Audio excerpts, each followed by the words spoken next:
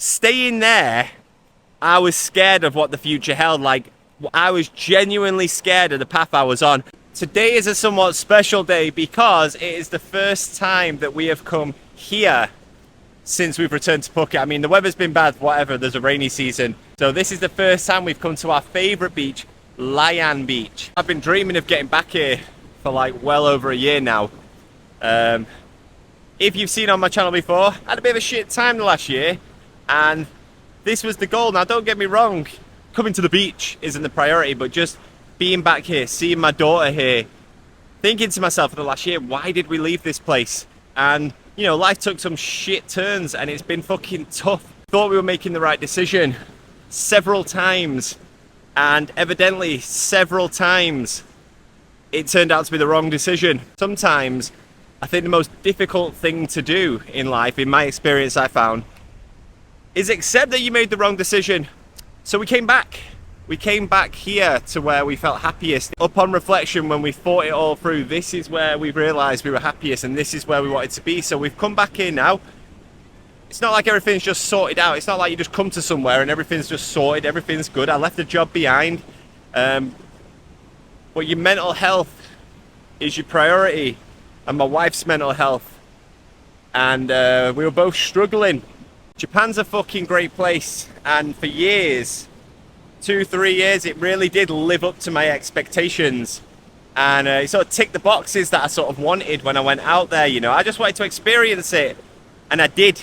And because I had that connection and that opportunity to go back there, I went with it, and I had some nice times the last year. I got to see some old friends, meet some new friends that hopefully I'll stay in touch with. My family are my priority, and they weren't happy, and I wasn't happy. And I had some fucking dark times, lads. I've never experienced that type of thing before. I've always been so confident, sure of myself, you know? So confident, so sure of myself that when things do seem to go tits up, it's fucking hard, you know? It's really fucking hard. Oh, there's a massive crab here. And I've been lucky to experience many places, many opportunities, you know? Many different little mini lives, if you get what I'm saying. Some people, they just grow up, stay in the same place all the time, meet a nice girl, settle down, do the whole traditional thing, and that's cool, that's cool. I have a lot of friends like that back home, but I ain't that. I'm a fucking dreamer. I'm a fucking dreamer. And I think people who stay in the same place long term often sacrifice their dreams in order to sort of tick those societal expectations. And not that I was ever going to stay in Japan forever, I don't think, but even the foreigners who are there long term, the ones who are settled, I feel like the charm of the place goes out of the window because it's a fucking drain in society and there's a lot of problems there. And Jesus Christ, it caught up with me fast. Like, working to take care of a family, I had no time. I was doing long days. I was obviously trying to smash the gym. 4 a.m. every day. I used to brag about it, but I didn't enjoy it, lads. I didn't enjoy it at all. Now I go about 6 or 7 and that's fine. I want to get up. I want to get in there early. But 4 a.m. you're not going to get anything out of those training sessions unless you're some sort of fucking roided up mutant who just doesn't need to sleep. Because regardless of how much you try and sort your sleeping pattern out, you're never going to consistently, unless you've got like, you know, no family, no real commitments, you're never going to consistently go to sleep at like, I don't know, 8 and wake up at 4. It just doesn't work like that, you know what I mean? So some nights I was running on like 2 hours sleep because my baby was up or whatever.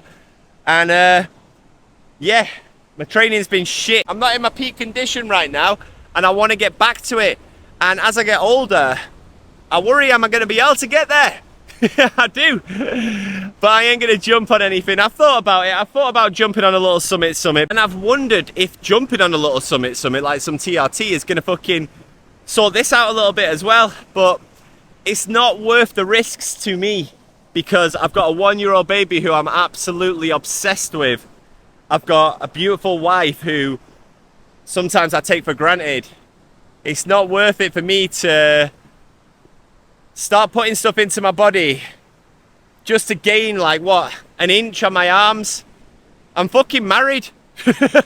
What difference does it make? She likes me anyway. I want to get back on my training for me, you know. When you know you've been at a level regardless of what that level is, lads, just because I don't want to fucking bulk out of my skin for 2 years and then have to spend a year and a half cutting down and sorting that out. It's irrelevant. Whatever your level is that you've hit, that you feel like, wow, that was good. You want to get there again, of course you do. And that's one of my goals now. One of my goals is to fucking get back to my peak condition, to stop eating so many like sloppy days of dieting, you know what I mean? Generally, I'm very good. I don't really eat like shit in the middle of the day. I never go and have a pizza for lunch or any shit like that. I'm disciplined in that regard. But sloppy days where just go to the shop at night time and just get stuff you don't need, you know, these things happen, especially when you're under a bit of stress, and I'm still stressed out of my fucking head now, but I'm happy stress, because watching her reaction when the waves hit her legs, and this is the first time she's been to the beach properly. We took her when she was like 0 years old, but she didn't have a clue what was going on. Now she's enjoying it, and that's what it's all about.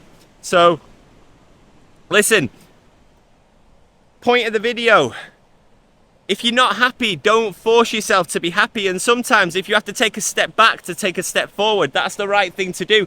If you've got yourself into a bit of a rut, I urge you to do something about it, because look, my situation is very unstable right now. I'm sort of between things, you know. I'm in another transition period, not that type of transition, another type of transition, and it's scary. But staying there, I was scared of what the future held. Like, I was genuinely scared of the path I was on. I felt like it was one of those dark tunnels in like a horror movie, like a cave, where there's no other way that you can possibly go, and you've got your little crappy phone light in your hand and the battery's about to die, and I was just going through there hoping there wasn't going to be some sort of fucking monster waiting for me at the end. You get what I'm saying? That's the way I felt. Now I feel like I've got a whole fucking beach behind me, and even though you can pretty much only go one way, you got lots of space to maneuver yourself in. Do you get what I'm saying? If you find this, do something that helps you. Put yourself first. Even if you've got others that are dependent on you, putting yourself first. One of my mates said to me, a good friend of mine said to me, if you don't put yourself first and you're a shit version of yourself, what good are you going to be to others? Leave it at that, guys. Have a good one. See you later.